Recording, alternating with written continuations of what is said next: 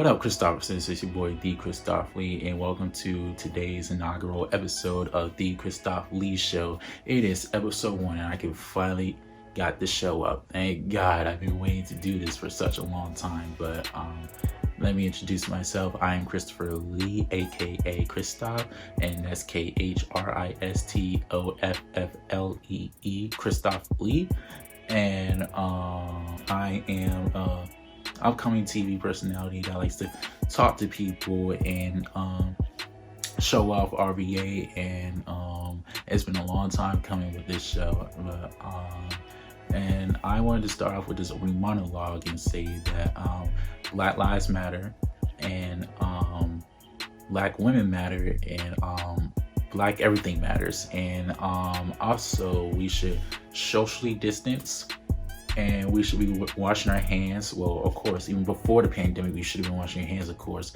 But we also should be wearing your mask too, because that way we can stop the spread of this whole COVID-19 or virus or whatever, so we can go back to being normal. And that is all I have to say about that in the opening monologue. And now I'm going to take you to my first guest interview with L.A. Trotter.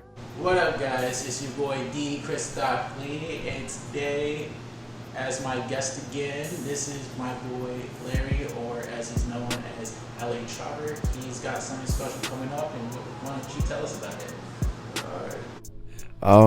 So my name is L.A. Trotter.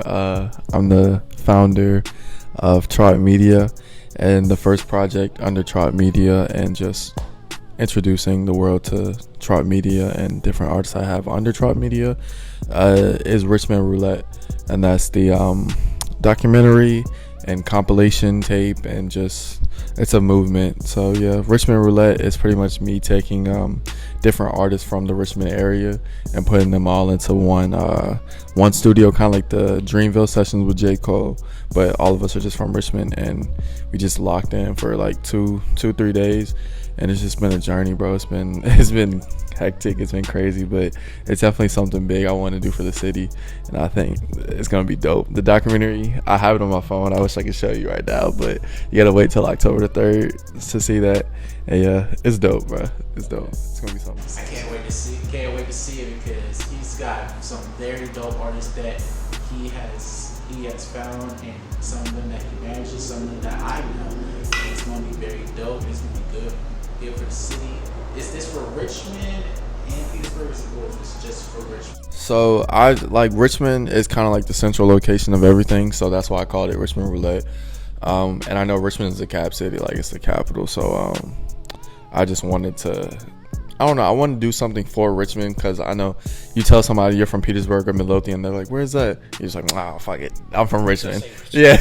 Yeah, so it's like I'm from Petersburg, Midlothian, like everywhere, I've been everywhere, but I call Richmond my home, like, you know what I'm saying, because it's the capital city. I'm in proximity of it. I'm always there, so this is where I've grown up, really. And what made you want to become an A&R, and what made you want to come up with Trot Media and all the stuff that you do now? Nothing really made me want to do it. It was kind of just like, I was, you go through a lot of career paths in your head, and you see yourself doing a lot of things, and I don't know, I never thought of myself as being an A&R, or like even in the music industry or whatever, but it was like I started working with a lot of artists, and I knew a lot of artists, and I knew music, and I love music so much, and that's one thing I've never got tired of my whole life. I've been the D1 athlete, I've been, the All-American athlete, I've ran track, played baseball, played basketball, all those things, and I got tired of it. You know what I'm saying? And like just even corporate stuff, the first thing with Trot Media wasn't even a thing before this. It was like a Trot transportation and stuff like that, and it was offering rides to work for ex offenders and things like that. And I went to Black Wall Street and presented Trot transportation and all that stuff, and it was great. I got a good reception, and like it was like real corporate. I was on my own to become like a big entrepreneur, like, you know what I'm saying, doing all that stuff. And then something hit me, and it was like, okay, maybe as of me right now, like I wasn't enjoying the process. Like that's something I later want to do, but I just felt like being an A&R and just being in the music environment and just helping others. Like, I don't know, I just like music. I love music my whole life. I've never got tired of it. That's it. So yeah. So how did you come up with the idea for Richmond Roulette? So dang, bro, I was really just kind of at Amazon. I was packing boxes at Amazon, and I was just listening to music and like, man, like I've always loved the Dreamville tapes. I've always loved watching the documentary, and I would just like I got in trouble for this. I was watching it while I was packing boxes at Amazon, and yeah, I got in trouble for that, and I was like, bro, I really wish I could like be in that studio while they're making something like that and just have all that energy and like all these different guys in the studio. And then literally I was like, bro, why can't I do that? Like, I can't get in the studio with them right now, but I could make my own, like, you know what I'm saying? Like, I could do something with the Richmond artists that I know. And I was already doing the articles on everybody, and I don't know, it just kind of cooked up. Like, I made a group chat for artists to get in and just collaborate and share. And then one verse came after another, and people started sending the opens back and forth. I was like, yeah, bro, let's just get in the studio and lock in, bro. So yeah. And you said it took you, did it take 2 days or 3 days of just sitting there writing verses, just sitting there coming up with everything, and it started off slow, then just boom, it just became what it is? So it was like, in the documentary, it's only 2 days of the whole process. So yeah, 2 days of the whole process, and it kind of just like, it took hella long. Like, it took a long time to get everything mixed and mastered. And mind you, this is my first project ever, and I'm also doing a documentary with it. I'm also doing merch with it, and I'm also like budgeting it by myself and like managing all the money and like trying to get money for this at the same time as doing it. And it was just crazy.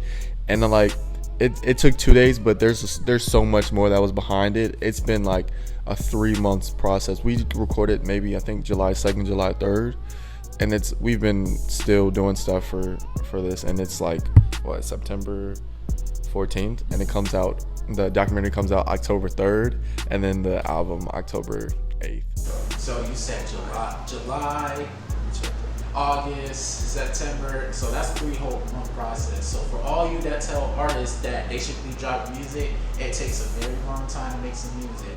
Yeah, and we only have 7-8 songs really on the album, but it has taken so long. Yeah, it comes out Friday, October 9th. My bad, I said the 8th, but it just got cleared, and it's been like, it's crazy just mastering everything, and me learning as I'm going has been the hardest part, and it's been the most fun part, because like I enjoy the process so much, and like every single day I'm up and I'm like, okay, I need to do this from Richmond Roulette, blah blah, and I was like, damn, bro, this is so much better than packing boxes. Like, so yeah.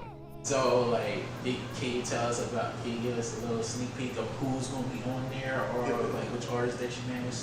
Alright, so me personally, I manage, officially manage Grimy Rico and Grimy Tees, but I have Lee TG on there. I have that boy Ryan. I have my homie Stevie. He's doing the little outro jump for I got that boy Ryan, Stevie. Oh, I got Flossie Monte on there for a song with Tees. And then I got some more people coming on the deluxe, and then I have multiple different, I have different Richmond Roulettes coming after that. He's got a whole plan coming for y'all when this comes out, so you guys better check this out. Is there anything else you would like to say about this project? Just really, it's been a hell of a ride, bro. This has been so fucking cool, and just enjoying every moment of it, and just working with people from Richmond and working within Richmond for everything, and just saying like, F it, bro, I'm gonna do this with my life. I'm gonna take whatever chance it takes. I don't know, bro. It's been a beautiful process, and I hope people from Richmond really understand how big this is for Richmond, because I don't think Richmond has had something like this ever, and for it to come from a bunch of teenagers and a 19-year-old that budgeted everything, and budgeted, executive produced, directed, everything is just, this is something for the books, bro. And yeah, even the cover art's from people from Richmond. Ignitive, that like I forgot their name exactly, but yeah, she did the cover art, and I like Josh kind of added his little piece to it, and bro, this has been awesome. So I've been enjoying the process. I'm glad that you had me on. Yeah, thank you, bro. You're welcome. Richmond Roulette. Richmond Roulette. Which day does it come out? October 9th, and the documentary comes out October 3rd with a watch party at the Art, so you better be there with your mask.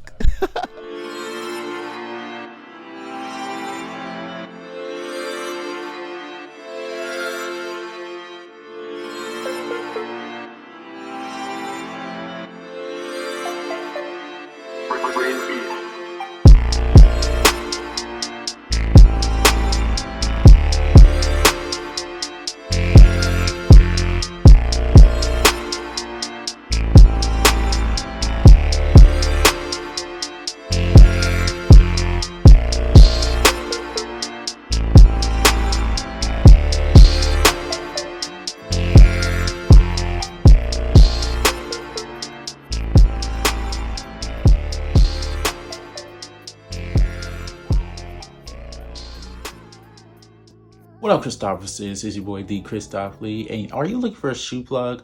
Well, STVRS Kicks can help you out. Based in Richmond, Virginia, they are a shoe plug, and they can find you all kinds of shoes. You go find them on Instagram at STVRS_kicks.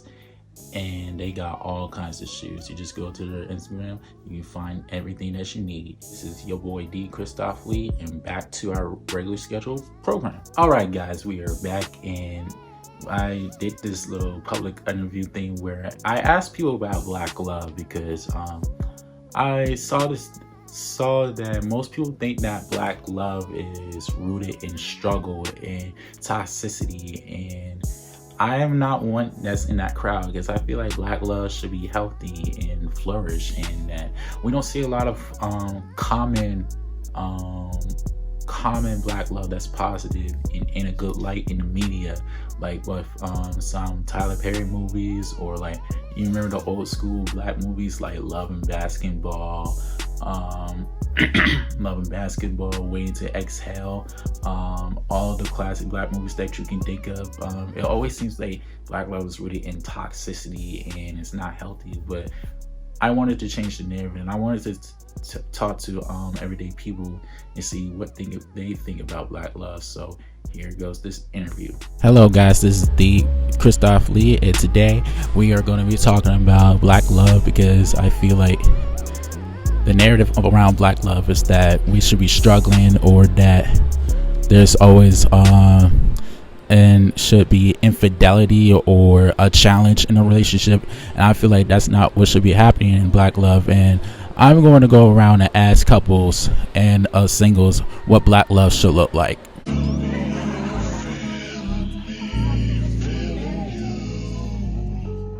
Black love to me looks like the epitome of joy. Unconditional love, a love of understanding each other. Black love is being a powerful thing. It's amazing. It's so different. It's definitely the definition of like a power couple. It's more like a celebration of each other and the acceptance of our skin color. A forever, non-ending love that is strong. You feel it when you walk into the room. It gives off an energy that can't be explained. It's two strong African-American personnel or people that come together and showing that unity and showing that culture and that togetherness. Because we have so many ways where our Black love is just unique, and it's just Someone that you can bare your soul to and still be completely comfortable with. There's no barriers there. There's no walls that you have to break down. Interact and talk our language. And when you find someone that you love, that you can share that with, share your Blackness with, I think it's truly something beautiful. It's just someone that you can be completely open with, and just seeing Black love and Black joy. Families vibe really well together. and just the way that we interact, the way that we can joke with each other when we love one another, the way that we understand each other in different aspects that I feel like maybe past relationships couldn't. It's just the cutest thing in the world. It's just the amazing, like, it's like watching your ancestors smile. You know, finally getting to a place where Black people can openly love each other openly. Black love is the most powerful love, and I highly recommend it. It's almost perfect to me, Black love.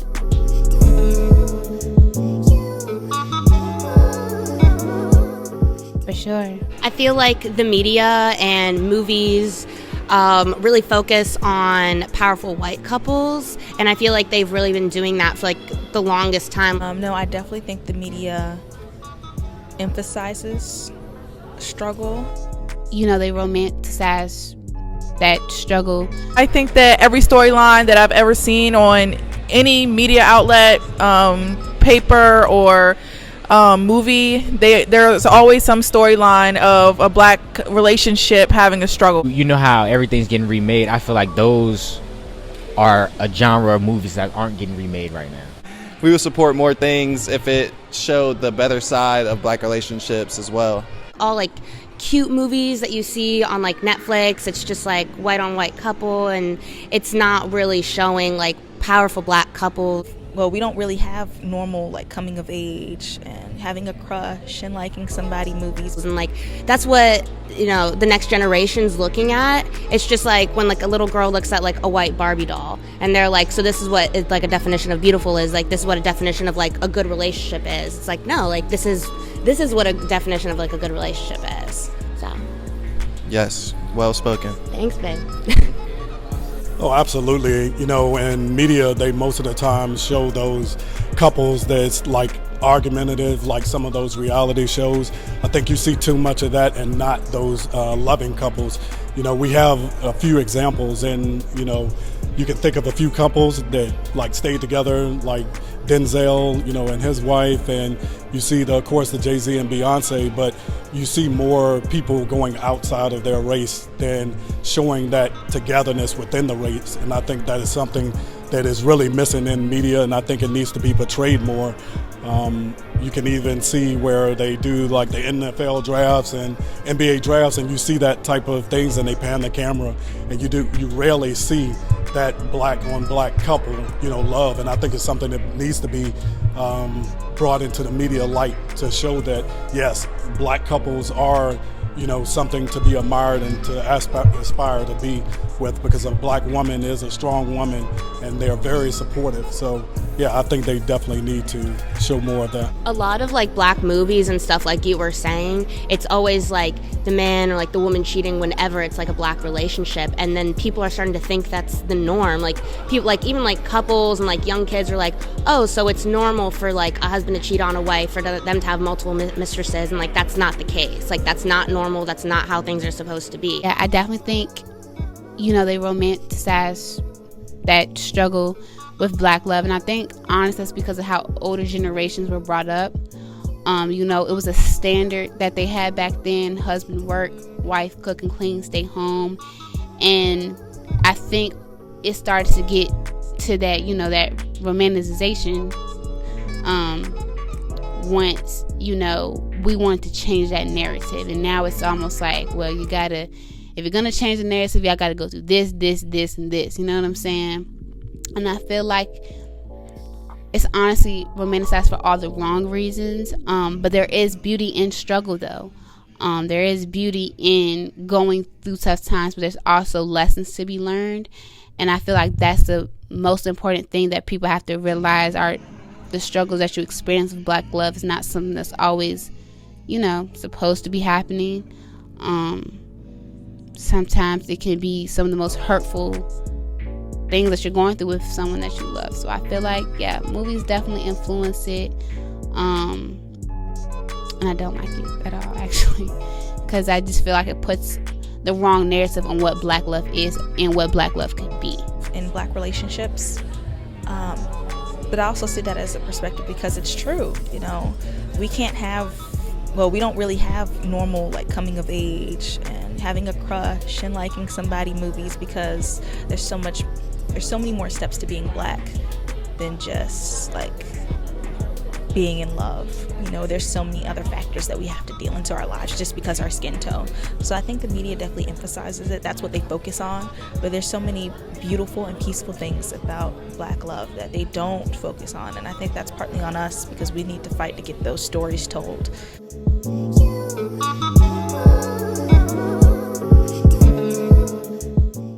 What makes Black love the best? What makes Black love the best is that there's nothing like it, because no one can feel the way we feel being Black, but especially being in love with another Black person who shares the same everyday struggle as you. So it's very unique. Everything? Is that an answer? The love.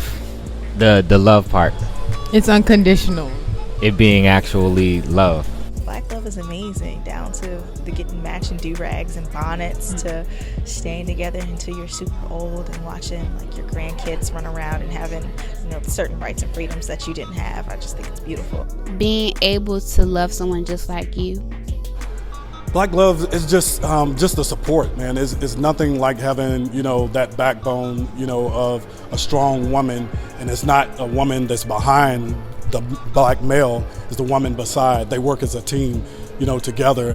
Being able to experience life with someone just like you. I think that, you know, the Black couple, they support each other, and I think it's, you know, I just think it's something that just needs to be more of, just because of just the cultural aspect of it as well.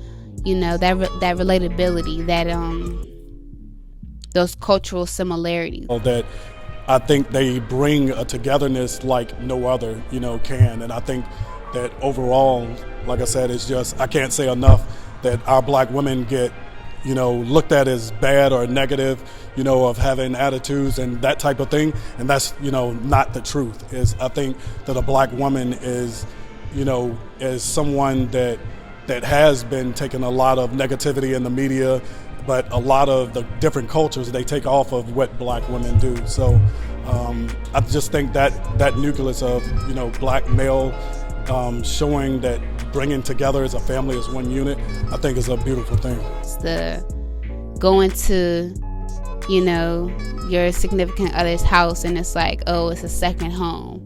Or, oh, y'all do that? We do that too. Or, yeah, we eat our yams with our mac and cheese too. Or, yeah, we love these cookout songs. You know, just that relatability and just that genuine feeling that you have with somebody just like you. And also when it comes to like the real issues that we experience, being able to understand each other, being able to understand what it's like to be raised in a household where you can't be vulnerable. A lot of times it's how it is in Black households.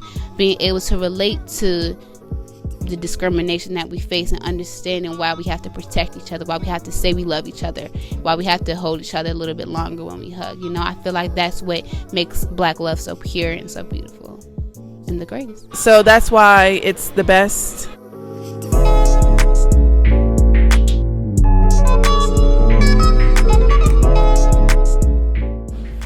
And most of the time in the media, you don't see like successful Black relationships until they get much older. People assuming Black couples or Black people at all are just so violent.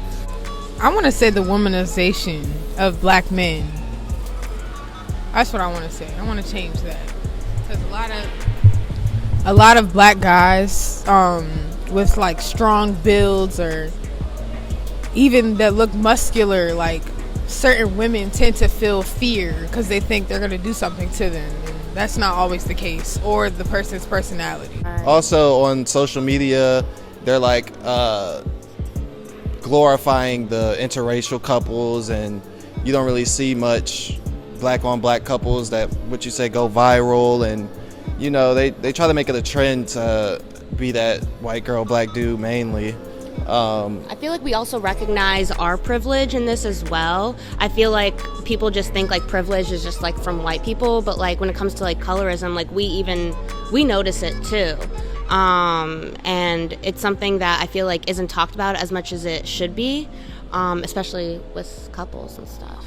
Yeah, but I definitely support Black love, and would love to see it more and more displayed without the entire world, honestly, because I got little siblings coming up, you know, and I want them to be like, ooh, look, Mom, I want to be like that. Or, you know, we like to be that role model for them, so it'll be cool to see more of it.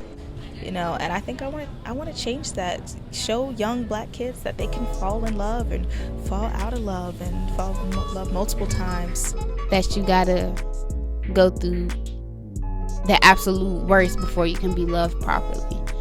That you gotta hold somebody down, be there through thick and thin, take them back, accept the cheating, accept the lies, for them to finally want to grow up and change and treat you right. I think that people tend to think that black couples or black love is surrounded by arguments. The dad not being in the relation, the male being a bad influence in the relationship, and I think that that's very false. Although I'm not saying that it doesn't happen at all, it is not everyone's story. So I think that is put out there a lot, that the black man is always the aggressor or the bad influence in the relationship. So I think that could definitely change. I feel like we should love each other right from the first time. Love each other for who we see them as the first time, and stop feeling like someone has to prove that they're worthy to you if there's someone that you truly love regardless. Love is such an open thing for us, and it just doesn't seem that way. It's always, you have all this other stuff you got to deal with because you're black, but love is such a beautiful thing that can work out so many ways. And I want to change the narrative that it's only for when you get older. Like, you're not going to be happy until you find that one person when you're like in your late 40s, you done been through all this. Like, no, you can find that somebody when you're, in high school at 16 and date them all the way through. Or you can find that somebody by chance when you're 27. I just want to open up the concept of black love and where and when we can find it, and not have so many restrictions behind it. The narrative is that, that I think that more needs to change in the positive aspect of just black males in itself. It's always saying that the black males as well, they get a bad rep as well, that they are not fathers. And I'm a prime example with my daughter. I love doing things with my daughters, with Sierra and Jasmine. We have a great togetherness of that father and daughter, bond. Unfortunately, I don't have a son, but, I think what's missing from that is just showing how great black men are as fathers. I think that's something as well. And like I discussed earlier about the black mothers or the black females in a whole, I think I would like to see more of that positivity. Another narrative that I would change is that black men are supposed to be so strong in the relationship. I think vulnerability is a thing that men should feel and experience and display.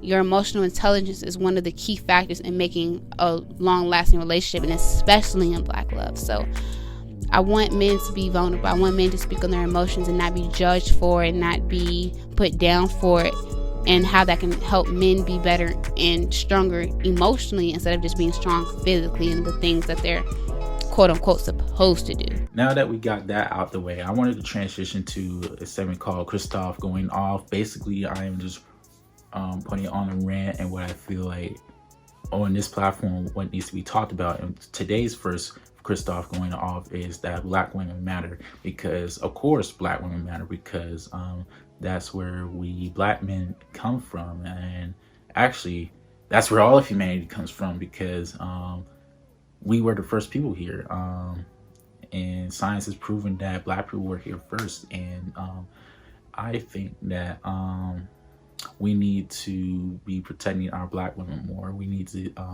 talk more positive affirmations of our black women, because I've seen too many instances where we're putting down or degrading our black women. But that shouldn't be the case, because black women have had our back since the beginning of time, through all the adversity, this, that, and the third. They've been the backbone of our people, and we should be reciprocating the same love and showing them that they are valued and that they are very important. And I just really think that we really should be more compassionate towards our sisters, because we all come from black women. So I just feel like we shouldn't be disrespecting black women, and I just feel that we just need to be more open and more loving to black women. Of course, I just did the interview about black love, but I just feel like we need to express it more. So that is Christoph Going Off. Okay, so this segment is called Cool Off with Christoph, and I just wanted to hold some content here. So So here's this video of this little girl skating through the skating rink like she don't got a care in the world.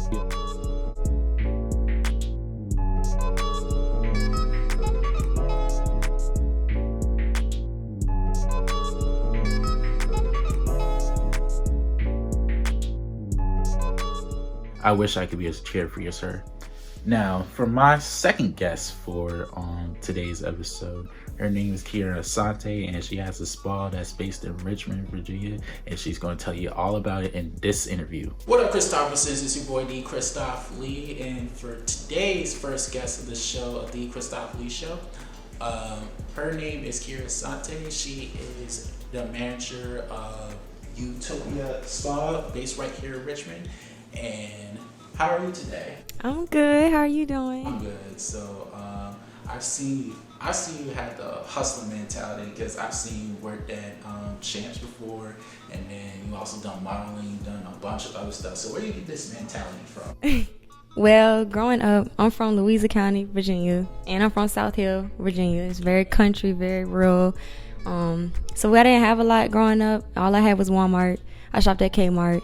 And I saw my mom struggle. So, of course, as I got older, I moved to Chesterfield when I was in 2nd, 3rd grade. So, moving to a bigger county closer to Richmond, it just changed my mentality and my view on life in general, even at a young age. And I'm only 19 now. So, I started working when I actually had my first job. I legally took this job. I was like 14, 15, I think. Wow. And I was working... I did this thing called Barbizon. It was for modeling. It's like a school for modeling. And I actually graduated from it, and they offered me a job to work for them. So I was going to the malls. You've probably seen them before. They have a big setup at the mall, and they hand out flyers to the girls. So I was doing that. I was like 15. I had to be like 15, and I got paid like $9 an hour to do that. So that was like my first job. So ever since then, I just always knew I had to have a job like where I was making a decent amount of pay. Then I was 16. I started working at Chick-fil-A. Nobody really knows about that, but I was working at Chick-fil-A. I worked there for almost 9 months, and that really pushed me to know how to manage school and working at a young age. Then I couldn't do with Chick-fil-A anymore, so I moved to Champs. I know that feeling. I used to work at Chick-fil-A, so I know how you feel. So then I moved to Champs, and Champs was like, I'll really give it the props it deserves, because I didn't realize how shy I was. I didn't realize how... I don't know, Champs, because it's a commission job, so I had to sell shoes, I had to speak to people, and I worked there for almost 2 years, and I've grown so much over those last 2-3 years since I've been there, well, when I was there. And after that, I started modeling. I started really getting into modeling, doing photo shoots on my own, and then I started speaking more to people, because of course I had to sell shoes and do all that for people. And then I was I was going into my senior year of high school, and I started working at Target and working at Champs, because I just needed more money. So I don't know, money just always been on my mind since I was young. So how did you come into this beautiful spa, this beautiful place? How did you come to this? Well, I will give my gratitude, my sincere gratitude to Miss Makita Logan. She is the owner over here at Utopia. I'm the manager. She's the owner. I really have to say it's all God, like God's timing, because it's actually really crazy. So about I'll give it a month now, because now we're in the middle of September. So about a month ago, I was bored. I wasn't working. I had to take a leave of absence for personal reasons from Target, and I just needed some money. I just got bored, so I started practicing hair. I've always done my own thing. Just growing up struggling, like I just taught myself how to do hair, and I was like, I'm gonna practice on other people and see where this goes. So then, like, I actually got a lot of support from doing hair for like 2 weeks, and the second week she called me, and she was like, and this about 2-3 weeks ago, she called me and she was like, I'm opening up a spa, I want you to be the manager. And it was so crazy, because I kid you not, like, I have a diary, so I write my thoughts down, I write my prayers down, I write all of that down, and I literally was telling myself, like, I don't see myself doing hair. Like, I mean, I enjoy it as, like, you know, I know how to do it, I can do it as a side hustle, but I don't see myself being a cosmetologist, being a makeup artist, being a nail tech. Like, I enjoy modeling and I enjoy doing hair if I need to. And I was like, you know, I think I don't mind running something. I could run a shop. Like I'm very determined and goal oriented. So it's like I can handle the authority level. And next thing I know, I was driving. And we're actually friends. So like I'm friends with her daughter. So that's a connected relationship. But I called her one day and she was like, I actually have something to tell you. I need you to come over. And I was like, oh, really? And she was like, well, I'm not going to wait. And then she was like, told me the big news. And I was like, wow. So it was all within like 2 weeks, all of that happened. And I've been here since, I'll say it was probably August, like the 20th within that week. And then we here now. Gotcha. So what do you guys do here? We offer so many services. We offer waxing, trichology. We have a master cosmetologist. We have reflexology, massage therapy, nail techs, hair stylists. We have an esthetician who specializes in facials and skincare. We also will be doing yoga upstairs. We have a big event space upstairs, and that's offered for other general public if they want to rent it out. We'll have a juice bar here. I think I named it all. Very dope. That's very dope. I probably would book a service. Oh, and we do have male grooming services too. Okay. Yeah, I'm definitely going to book a session sometime soon because, hey, we all need to be clean and hygiene. So, and also, do you have any other endeavors that you want to go into soon besides modeling this and other stuff? Well, this summer I was taking summer courses, so I did physics online over the summer because at Old Dominion they have 2 different summer sessions. So I started with physics because I was a biology major going into school, and that was like so hard. And I don't know, I just would pray on it. Like, I don't know what I want to do in the future. I really don't know. I know I'm good at math and science, so that's why I went into school as a bio major. And I knew if I had to, I would go in the medical field. And I was like, I'm going to switch to accounting. I like numbers. I like math. I've always been good at math. I've always been good at numbers and making money. So it just all tied into one. And I just recently switched to accounting. So I don't mind being an accountant. In the near future, I might run a couple of my own businesses and be an accountant for myself. Managing my own money. I like handling money, so. See, so this is Kiera Asante, and this is the Utopia Spa. You guys can book and see all the infos over there. I'll leave the info in the description and other places that you can find it. And thank you for doing it.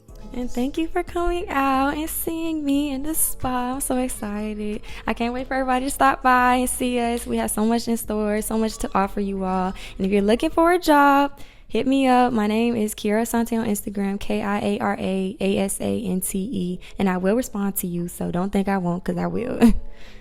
And yeah. Is there anyone you want to shout out before we go? I just want to shout out my mommy. I love my mom. That's my heart. And my grandma. That's my heart too. And Miss Logan, especially for this opportunity. I appreciate you so much. So that wraps up this episode. So at the end of every episode, I will show you guys a featured artist that I wanted to show you guys on my show because Richmond has a lot of talented artists that aren't really appreciated or that you guys have seen, and I just want to put them in the spotlight and put them on a platform that way you guys can see. And thank you for watching today's first episode of the Christoph Lee Show. Over time this will improve, and I hope you guys come along on this journey, and I hope we reach a lot of people in the United States and also reach a lot of people globally. Thank you for watching. Also support the show on Patreon. You can also watch the show on YouTube, and follow us on Instagram at the Christoph Lee Show, TheKristofflee Show, and you can follow us on Twitter at Christoph Show. That's KristoffShow, and that is the Christoph Lee Show. And show your friends, share the message. And there you go. I am the Christoph Lee, and I'll see you guys later, Christophersons. Lil G on the track.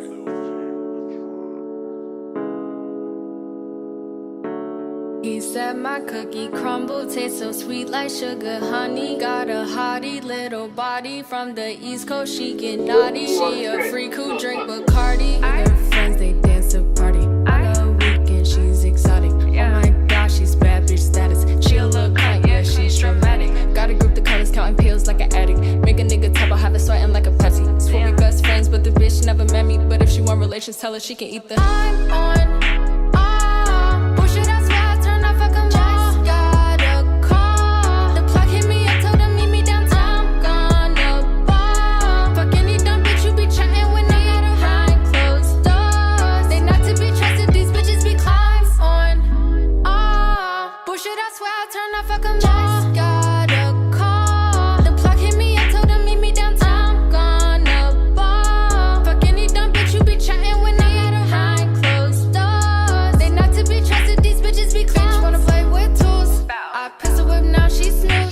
See now how that could fuck with me. Just basic hoes with loose screws.